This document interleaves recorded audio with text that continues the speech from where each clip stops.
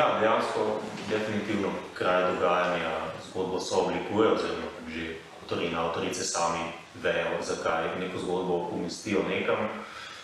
zato ker kraj seveda že izhodiščno določajo neko atmosfero zgodbe, se mi zdi, poleg tega likom, ki nastopajo v teh zgodbah, ponavadi dajo neko možnost oziroma neko paleto odzivov oziroma odzivanja na to okolje, pri čemer so seveda potem tudi odzivi teh likov lahko različni. Eni so, recimo temu, odobravajoči do okolja, ne vem, na misel pride mi, recimo, junak iz zbirke Milana Kleča, nekaj centrov, ki hodi dejansko po trgovskih centrih, pa mu je to blazno všeč vse, kar tam vidi, nekako dokaj nepričakovano na to, kaj si predstavljamo ponavadi od nekih literarnih junakov. Po drugi strani pa recimo se spomnim recimo Vesne Lemarič, pa njenih zgodb, pa junakov v teh zgodbah, ki so pa ponavadi recimo precej izrazito kritični do okolja, v katerem se nahajajo, recimo tudi do Ljubljane.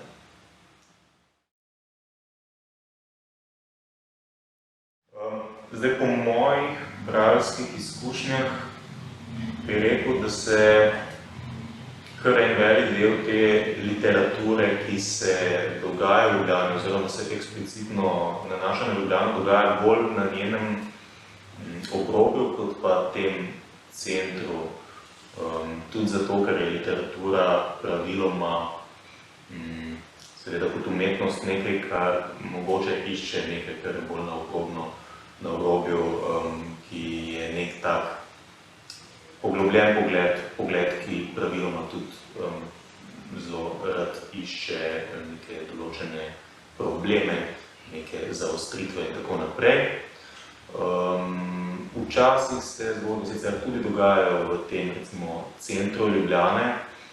ampak se mi zdi, da so takrat te teksti oziroma te liki tekstov so spet, se mi zdi, ponavadi malo distancirani do centra, malo kritični do njega, ali so pa recimo teksti že cele distopije, recimo, ne vem, spomnim se zgodb Andreja Tomažina, ki Ljubljano v bistvu prikažejo kot neko prihodnjo distopijo, neke nove Ljubljane, kjer recimo to mostovo je združeno v enoten most, tam so neki trgi enotnosti, skratka neka kritika skozi neko prihodno imaginacijo tega mesta. Sicer pa na teh krajih, ki jih mogoče, ali pa včasih tudi, no, mogoče jih ni nujno najti v teh, recimo, turističnih blokih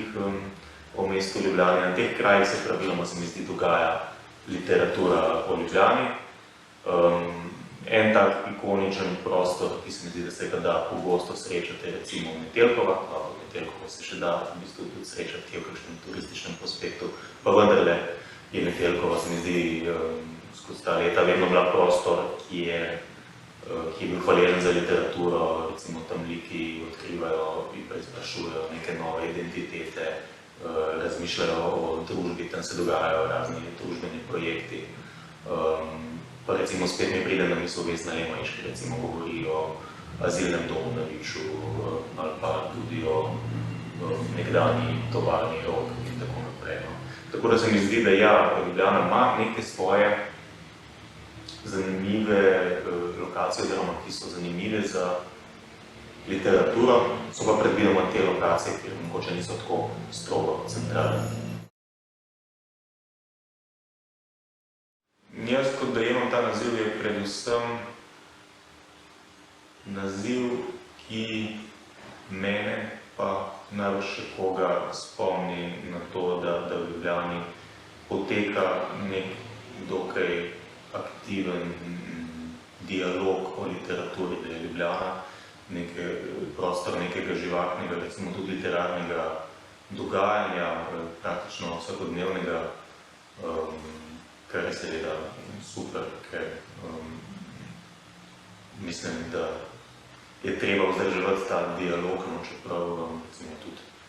postkoronsko, pa tudi mogoče na splošno v duhu časa je recimo tega dialoga čedalje manj.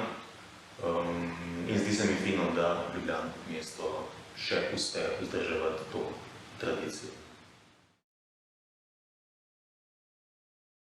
Ja, izpostavil bi mogoče dva, ki mi prideta na misel v povezavi z Ljubljano. En avtor je Milan Kleč, ki nekako se mi zdi, da prenavlja ali po svoje interpretira ta lik, ki je v literaturi sicer znan, se pravi lik mestnega sprehajalca, planerja, s tem, da Klečevi te liki, sprehajalci, se od teh klasičnih likov sprehajalcev razlikujejo v tem, da do mesta, oziroma do teh delov mesta, kjer se sprehajajo, ne gojijo toliko neke ironične distance ali pa ne gojijo toliko nekega, recimo včasih tudi odpora. Ker Klečevi junaki recimo se sprehajajo tudi po trgovskih centrih, po BTC-ju, pa obiskujejo Rutar, pa Dipo in se pač čisto odprto navdušujejo tam nad njihovimi izdelki, navdušujejo se nad nekimi lesenimi mizicami, ki jih tam najdejo, pa lesenimi figuricami, kar izpade nepričakovano, pa tudi za meni osebno zelo komično. Potem druga avtorica je pa tudi že omenjena Vesna Lemanič, ki se posveča veliko v svojih zgodbah izkušnji dela z migranti, kar se prav tako dogaja v Ljubljani. Je pa pri tem pač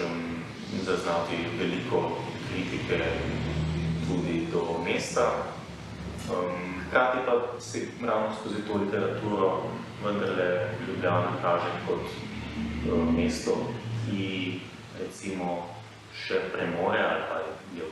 ob času pisanja te zbirke še premoglo neke lokacije,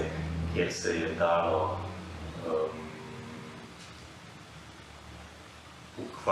aktivno ukvarjati z nekimi sodobnimi problematikami, kot je problematika migrantov. Seveda pa se tudi v tej zbirki vidi, da so te prostore postavljeni predvsem na obrobje mesta, kar je pa na vsezadnje tudi, se mi zdi, eno od nalog literature, da to, kar ponavadi ostane na obrobju, da nekako prinese tudi do pozornosti bralcev.